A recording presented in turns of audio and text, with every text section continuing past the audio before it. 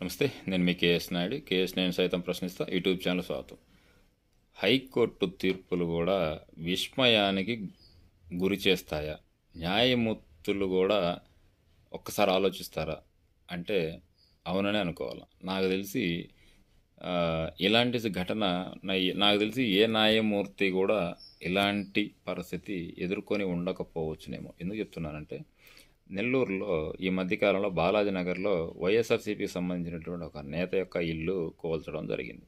అయితే వాళ్ళు చెప్పేటటువంటి అంశం ఏంటంటే, హైకోర్టులో పిల్లేసినప్పుడు మాకు ముందస్తు సమాచారం లేదు, సమాచారం లేకుండానే ఇట్లా చేస్తున్నారు అని అన్నారు. సో దాని మీద కోర్టు కొంత గడువు ఇచ్చి గడువు వరకు ఆపండి అని చెప్పింది.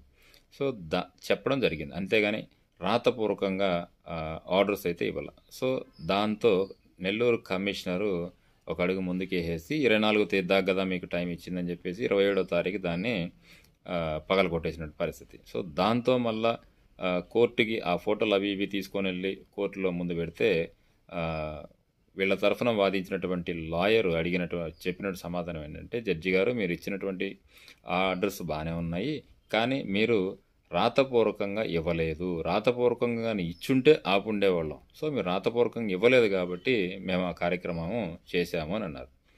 అప్పుడు ఆ జడ్జికి ఏం చెప్పాలి అర్థం కాక, సరే ఇప్పుడు దాకంటే ఇచ్చినాం, ఇట్లా నెక్స్ట్ టైం మాత్రం ఖచ్చితంగా ఏ ఆర్డర్స్ అయినా సరే రాతపూర్వకంగానే ఇస్తాము అని చెప్పడం ఇక్కడ కొసమెరుపు. ఏం జరుగుతుంది అంటే, చట్టం లాంటి లొసుకులను ఎంత అద్భుతంగా వాడుకుంటారు అన్నది ఇది ఒక ఉదాహరణ. పూర్తి వివరాలు నేను వేరే వీడియో చేస్తాను, చూడండి. Thank you.